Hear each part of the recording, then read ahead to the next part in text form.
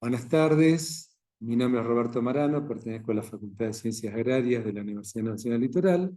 Voy a presentar el tema aptitud de agua para riego en arroz, correspondiente al día de campo arrocero, organizado por la Estación Experimental de INTA Corrientes, a quien le agradezco por haberme invitado. Los tópicos que vamos a desarrollar son los siguientes: qué información brindan los análisis de agua para riego y cómo se clasifican, cómo son las aguas en las provincias arroceras, básicamente Corrientes, Entre Ríos y Santa Fe, qué impacto tienen las sales en el suelo y en el cultivo de arroz, y qué se puede hacer si hay problemas. Aquí presento datos de un laboratorio con una secuencia de muestras de toma de agua superficial. Básicamente hay una información en cuanto a datos químicos de salinidad, expresadas como residuo seco o sales disueltas totales, la unidad por aquí en miligramos por litro, y también la salinidad se puede expresar en conductividad eléctrica, y en ese caso expresada, por ejemplo, en micromol centímetros. Luego hay un conjunto de aniones, fluoruros, sulfatos, carbonatos y bicarbonatos, y de cationes, calcio, magnesio, sodio y potasio, ambos expresados en miligramos por litro, que se pueden transformar a otra unidad. El pH es otro dato de laboratorio muy importante, y la RAS, que es la relación de absorción de sodio, es un cálculo que se puede realizar, o lo brinda el laboratorio o lo hace el profesional. Aquí estamos verificando, modo repaso, una serie de unidades. Por ejemplo, un milimol centímetro, que es un dato de conductividad eléctrica, representa 1000 micromol centímetros. O sea, estas dos unidades se pueden presentar. Y también es equivalente o igual a un decisimen por metro. O sea, que dada por ejemplo, una conductividad eléctrica expresada en decisimen metro, se lo multiplica por 1000 y tenemos micromol centímetros. Luego, los miligramos por litro también se expresan habitualmente en 1000 equivalentes o milimol carga. A modo de ejemplo, nosotros podemos representar, si nos dan los datos de miligramos por litro, lo dividimos por 640, que es un valor promedio, y la salinidad se expresaría en decisimen metro. O sea, esto es una forma de transformar un dato de laboratorio que está en miligramos por litro a decisimen metro, que son ambos de salinidad. Uno es residuo seco, miligramos por litro, y conductividad eléctrica es salinidad. Para transformar, cuando los iones usados en miligramos por litro a miligramos por litro, se los divide con los resultados del peso atómico de la valencia, según aniones y cationes. Esto es a veces el laboratorio lo hace o directamente lo hace el profesional. Recordar que la suma de cationes tiene que ser igual a la suma de aniones cuando están expresados en miliequivalentes por litro. Las principales clasificaciones para riego fueron desarrolladas en climas áridos y subhúmedos. Dos de ellas, la más importante es Riverside, 1954, otra también muy utilizada, la de Dayton, 1948, y FAO, más recientemente, pero ya hace varios años, en 1987, propuso una clasificación más integral. Para estas clasificaciones, además de la salinidad del pH, se utiliza un indicador, y ya lo he mencionado, relación de absorción de sodio, que representa la concentración de sodio respecto a la raíz cuadrada del calcio más el magnesio sobre 2, todos estos datos expresados en miliequivalentes por litro. O el carbonato de sodio residual, que es la clasificación de Eaton, 1948, que es la suma de calcio, de carbonato más bicarbonato menos calcio más magnesio. Aquí tenemos la tradicional clasificación de Riverside, donde en el eje de la X está la conductividad eléctrica expresada en micro Siemens centímetros o micromos centímetros, con valores 100, 250, 750 y 2250, que están indicando cada uno un nivel de salinidad bajo, medio, alto, muy alto. Y luego tenemos también con S, con la letra S, la representación del sodio. El primer intervalo es 10, el segundo es 18, de RAS, 26 y más de 26. Entonces también tenemos distintos niveles en función de cómo es la RAS y cómo es la salinidad. Las aguas subterráneas en la región pampeana generalmente se clasifican en este rango C3S2 y algunas aguas superficiales están dentro del intervalo C2S1. Ya la vamos a ver para los casos puntuales de Corrientes y Entre Ríos. Tenemos ahora la clasificación de FAO. FAO es más integral, tiene en cuenta, por un lado, la salinidad, es decir, el efecto que se produce sobre el cultivo a través de la conductividad eléctrica o las sales disueltas totales, con valores menores a 0,7 no hay ninguna restricción, decisiómetro, 0,7 a 3 hay ligero a moderado y más de 3 hay restricción. Recordemos que estos valores se los multiplica por 1000 y nos daría el equivalente a micro Siemens por centímetro. Entonces, en sales disueltas totales también miligramos por litro, menos de 450, 450 a 2000, ligero a moderado, mayor a 2000 es estricto. Y luego hay otra forma de clasificar las aguas para riego, tanto en función de la salinidad como de la RAS. En este caso lo que nos está diciendo es que con salinidad RAS muy bajas, menores a 3, tiene que haber un cierto nivel de salinidad en el suelo para que no haya problemas de infiltración. Por ejemplo, 0,7.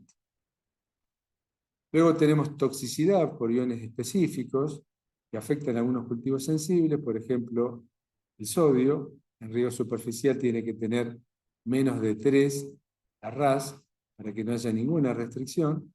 3 a 9, ligero a moderado, y más de 9 es estricto. Y también lo que es cloruros, en riego superficial, menos de 140. Vamos a ver estos valores para cuando tengamos los datos de aguas superficiales o de calidad de agua de las provincias. Bien, entonces, ahora analizando las posibles fuentes de agua que tenemos para riego en la región,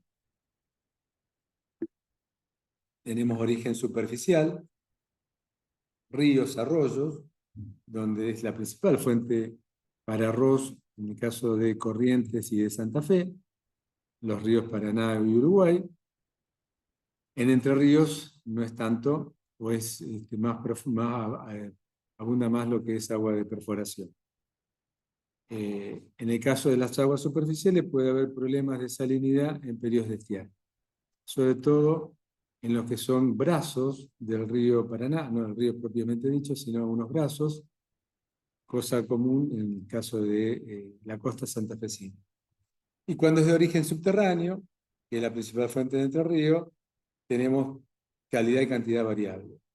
Corrientes se usa menos, y en Santa Fe prácticamente no se utiliza agua de perforación. Y luego tenemos origen meteórico, que es el excedente de lluvias almacenados en represas y tajamares.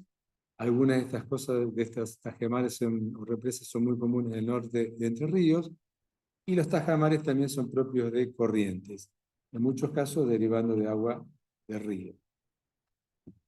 Ya entrando a lo que es la composición química de las aguas del río Paraná en Corrientes, aquí tenemos un trabajo realizado por Portela Diego, como trabajo final de graduación, donde hay distintos momentos, 45 días después de iniciar el riego, antes del desagoto, o sea, antes de vaciar el riego, y distintos puntos, bombeo, canal primario, canal secundario y dentro del lote, donde los valores de pH están en el orden de 7, la conductividad eléctrica expresada en micromos centímetros, esta es la propia la clasificación de FAO que decía menor de 750 niveles medios, y aquí y menos de 250 bajo, fíjense que tiene todos menores de 250. Con respecto a los cloruros, hablaba de 140, acá no hay ninguna que tenga ese valor, y con respecto a la RAS, hablaba de 3 sin problemas, o sea que esta calidad de agua es excelente para el cultivo de arroz. También en el caso del río Paraná en Corrientes, capital, tomas para medir calidad del agua, como expresando la salinidad en conductividad, microsiemens centímetros, que es equivalente a micromos centímetros. Valores medios de 85, 190, 60, no superan 250 micromos. Y en el caso de valores máximos, algunos de ellos sí superan los 750 micromos, muy escasos momentos, y sitios de extracción, pero la mayoría de ellos está por debajo de 250 micromos.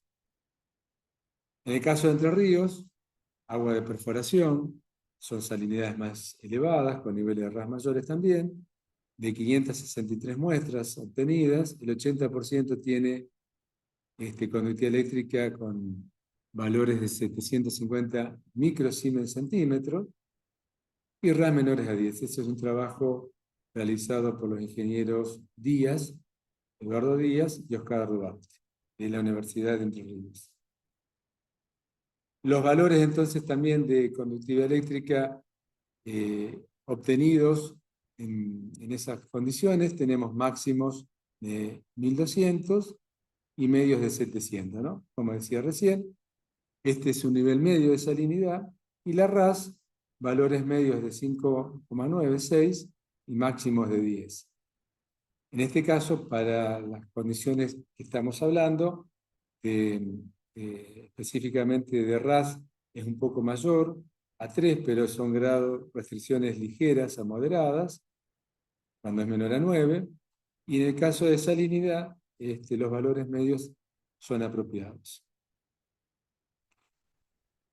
Para aguas subterráneas, en Santa Fe, los valores de aguas superficiales son semejantes a lo que hemos visto en Corrientes, y estos son datos propios obtenidos en dos perforaciones muy cercanas a la Ruta 1, donde tenemos datos de conductividad eléctrica de 363 microsiemens centímetros o micromos centímetros. Estamos un poquito por encima de 250, pero por debajo de 750. Son aguas muy buenas, con una RAS también muy baja de 1,2, con lo cual no habría ningún tipo de problemas. El comportamiento del cultivo en función de la calidad del agua y el tipo de suelo, la RAS es un cultivo sensible a la salinidad según FAO. Para que no ocurra ninguna disminución de rendimientos, la conductividad eléctrica del suelo, no del agua, del suelo, tiene que ser menor a 2000 microsiemens centímetros.